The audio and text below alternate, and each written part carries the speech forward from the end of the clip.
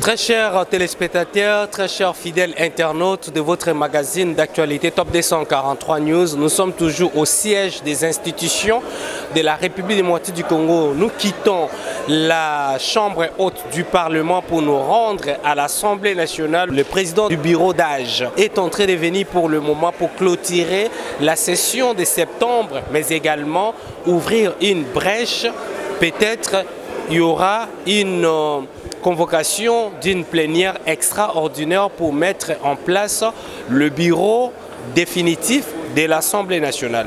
Nous allons descendre pour comprendre cette cérémonie qui sera focalisée sur la clôture de la session de septembre ce 15 décembre 2020. Le président du bureau d'âge de l'Assemblée nationale, Christophe Mbosso Nkodia, vient de clôturer la session de septembre à l'Assemblée nationale ce mardi 15 décembre 2020. Au cours de cette session plénière marquant la fin de la session ordinaire de septembre, le président du bureau d'âge a également annoncé la convocation d'une session extraordinaire dans le prochain jour afin d'élire le bureau définitif de l'Assemblée nationale. Pour rappel, le bureau d'âge de l'Assemblée nationale, qui dirige par le président Mbosso Christophe Nkodia, a été installé le 10 décembre dernier après la déchéance du bureau Mabunda par une pétition initiée par quelques députés nationaux. Juste après la clôture de la session de septembre par le président du bureau d'âge des députés nationaux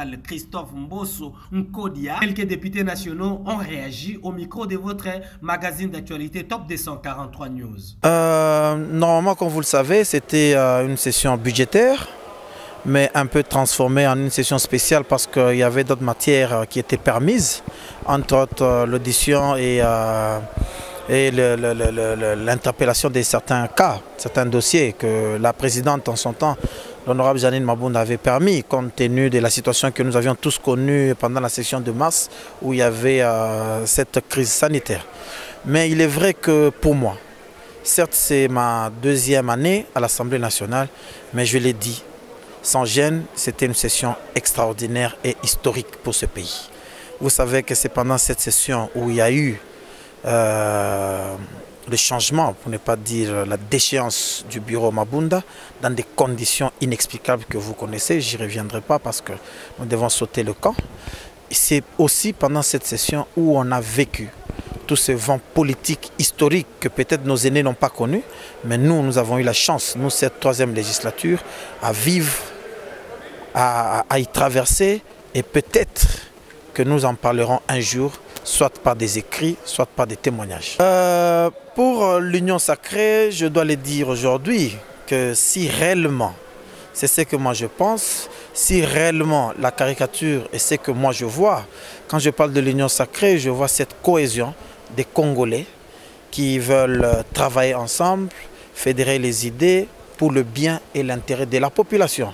Pour moi, je dirais oui à l'Union sacrée, je dirais oui à cette idée et j'encouragerais même ceux qui veulent adhérer à ça. Mais si c'est le contraire que ce que je viens de vous dire, je pense que ça sera une aventure qui sera classée dans les oubliettes le plus tôt.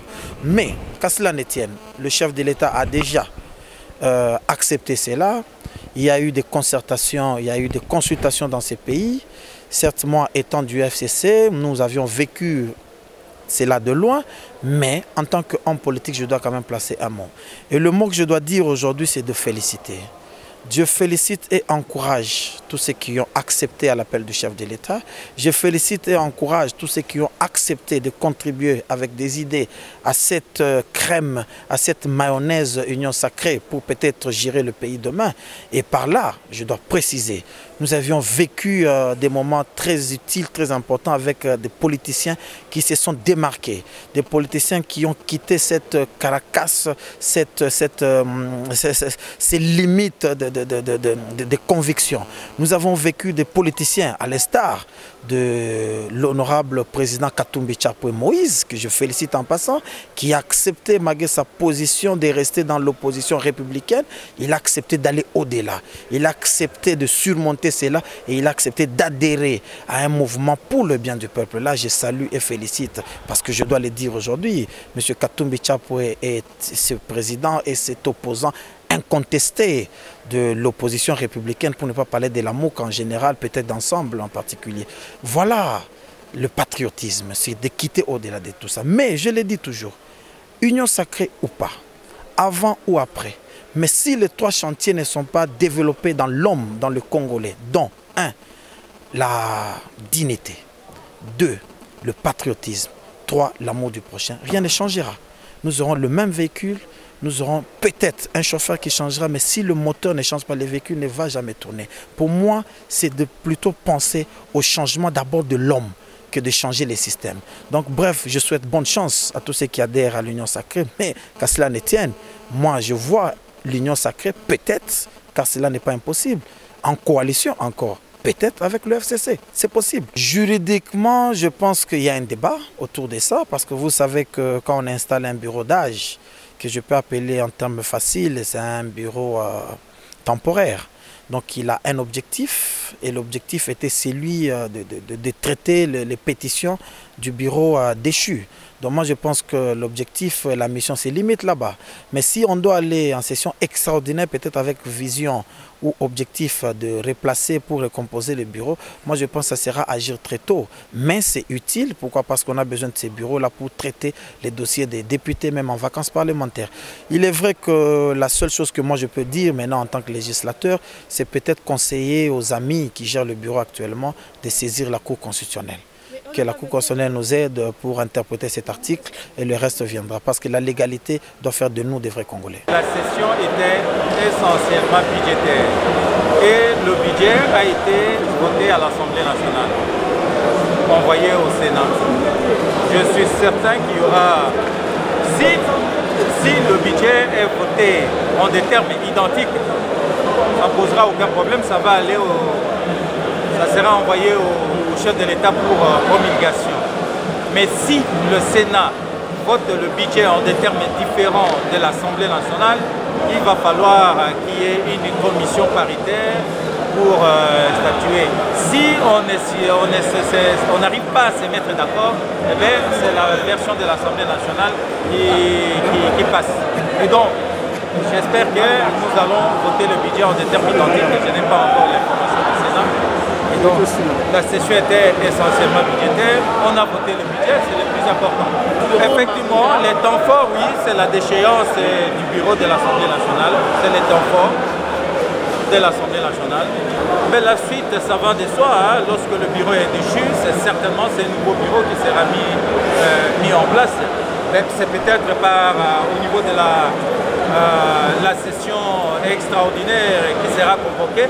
Mais là, la question devra être inscrite à l'acte qui convoque la session extraordinaire.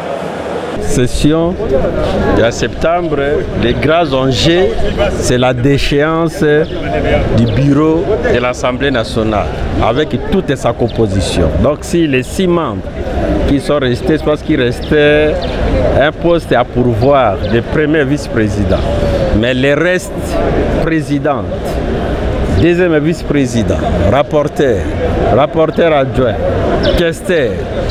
questeur adjoint, les dossiers restés encore pendant. Tout ça, vous avez un retour. Ce qui est extraordinaire, vous avez pour un malade, vous avez été enfoncé, était pour Akatamotemo. Donc, humainement par là, on a épargné d'abord les cas, il y a pétition, il y a rapporteur, il y a questeur adjoint. Donc aujourd'hui, les grands événements pour la République démocratique du Congo, Ezali, déchéance et libération du peuple congolais à travers l'Assemblée nationale par rapport à un discours du président de la République, où il y a l'union sacrée pour la nation et où il y a avènement na niveau ya Assemblée nationale oyo ke o bayemba ki majorité na bango fabriqué lelo monanité peuple ba député bazali ba héros toza kopesa événement lokola événement ya 13 parlementaires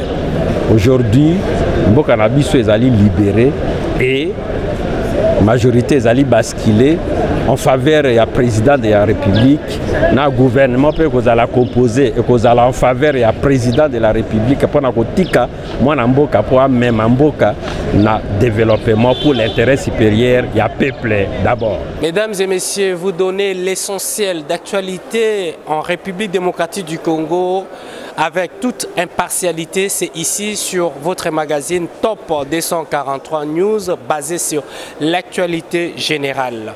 Merci pour l'essentiel basé sur l'actualité parlementaire, plus précisément au niveau de la chambre basse du Parlement. Vous venez là de comprendre le déroulement de la séance plénière de ces jours qui consistait sur la clôture de la séance plénière session septembre pour ces 15 décembre 2020.